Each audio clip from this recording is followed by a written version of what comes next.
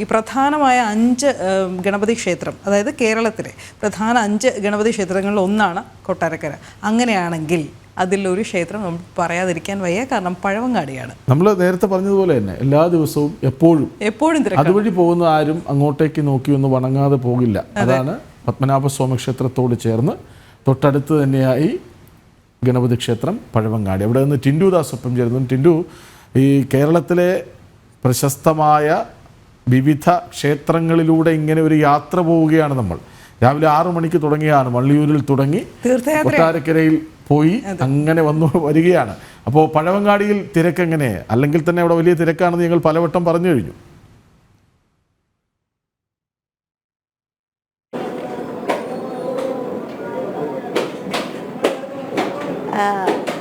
രണ്ടുപേർക്കും നമസ്കാരം.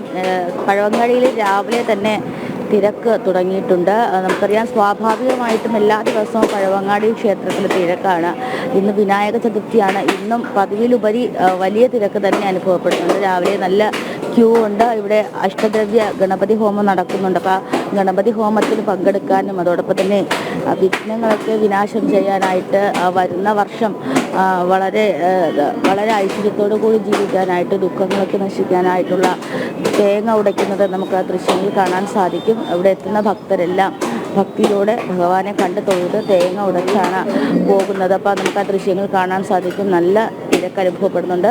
ഇന്നത്തെക്കാളും നല്ല രീതിയിൽ വലിയ തിരക്കാണ് അനുഭവപ്പെടുന്നത്. ഏറ്റവും പ്രധാനപ്പെട്ട കാര്യമെന്ന് പറയുന്നത്, തിരുവനന്തപുരം ജില്ലയിൽ വിനായക ചതുർത്ഥി വളരെ വിപുലമായി ആഘോഷിക്കുന്ന ക്ഷേത്രമാണ് പഴവങ്ങാടി ഗണപതി ക്ഷേത്രം. തിരുവനന്തപുരം ജില്ലയിൽ നമുക്കറിയാം, ഈ മദ്രാസ് റെജിമെൻറ്റിൻ്റെ കീഴിൽ വരുന്ന ഒരു ക്ഷേത്രമാണ് ഈ ക്ഷേത്രം. അങ്ങനെയാണ് ഇവിടെ സ്ഥാപിക്കപ്പെട്ടിട്ടുള്ളത്. പണ്ട് അതായത് അനന്തപുരിയുടെ ആസ്ഥാനം എന്ന് പറയുന്നത് പത്മനാഭപുരമായിരുന്നു. പത്മനാഭപുരത്താണ് കരസേന രൂപപ്പെടുന്നത്. കരസേന രൂപപ്പെടുന്ന സമയത്ത് അവിടെ ആ മേധാവിക്ക് പുഴയിൽ നിന്നും ഒരു ഗണപതി വിഗ്രഹം ലഭിക്കുന്നു. അത് പത്മനാഭപുരത്ത് തന്നെ സ്ഥാപിക്കുന്നു. പിന്നീട് തിരുവനന്തപുരം രൂപപ്പെട്ടപ്പോൾ കരസേനയുടെ ആസ്ഥാനം സ്വാഭാവികമായിട്ടും തിരുവനന്തപുരത്തേക്ക് മാറ്റുന്നു. അപ്പോൾ ആ ഗണപതി ക്ഷേത്രവും ഇങ്ങോട്ടേക്ക് മാറ്റണമെന്ന് ആവശ്യം വരികയും പത്മനാഭസ്വാമി ക്ഷേത്രത്തിന് കിഴക്കേ വശത്തായിട്ട് ഇവിടെ പഴവങ്ങാടി ഗണപതിയെ സ്ഥാപിക്കുന്നു. 2019 ഈ ക്ഷേത്രം വളരെ വലിയ രീതിയിൽ പുതുക്കി പണിയുന്നത്. അപ്പോൾ ഈ ഗണപതി വിഗ്രഹം സ്ഥാപിച്ചതിന് ശേഷം തന്നെ നമുക്കറിയാം, മദ്രാസ് റെജിമെൻറ്റിന് കീഴിൽ വരുന്ന ഒരു ക്ഷേത്രമായതുകൊണ്ട് തന്നെ, അല്ലെങ്കിൽ അവർ ആരാധിച്ചു വരുന്ന ക്ഷേത്രമായതുകൊണ്ട് തന്നെ രാജ്യത്തെ വിവിധ ഇടങ്ങളിൽ നിന്നുമുള്ള പട്ടാളക്കാർ ഇവിടെ സേവനം അനുഷ്ഠിക്കുന്നത്. അങ്ങനെ ആയിരിക്കണം. ഒരുപക്ഷെ വിനായക ചതുർത്ഥി ഇവിടുത്തെ ഏറ്റവും പ്രധാനപ്പെട്ട ഒരു ആഘോഷമായി മാറുന്നത് ചിങ്ങമാസത്തിലെ ആദ്യ വെളുത്തവാവ് ദിവസമാണ് ഇത്തരത്തിൽ വിനായക ചതുർത്ഥി ആയിട്ട് ആഘോഷിക്കുന്നത്. ഈ ഇവിടുത്തെ പ്രതിഷ്ഠയുടെ ഒരു പ്രത്യേകത എന്ന് പറയുന്നത്, വലത് കാല് വലത്തോട്ട് നീട്ടിവെച്ച് പീഠത്തിൽ കിഴക്കോട്ട് നോക്കിയിരിക്കുന്ന രൂപത്തിലാണ് ഇവിടുത്തെ പ്രതിഷ്ഠ.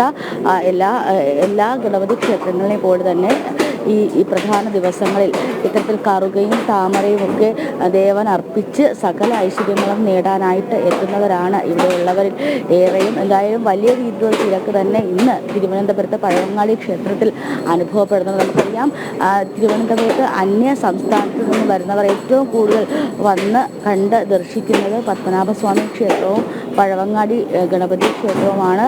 അപ്പോൾ സ്വാഭാവികമായിട്ടും എന്നും ഉള്ളതുപോലെ തന്നെ ഇന്നും ഇവിടെ നല്ല രീതിയിലുള്ള തിരക്ക് അനുഭവപ്പെടുന്നുണ്ട്. ഇന്ന് സ്വദേശികളാണ് കൂടുതലായിട്ടും ഇവിടെ വന്നിട്ടുള്ളത് എന്നാണ് മനസ്സിലാക്കാൻ സാധിക്കുന്നത്.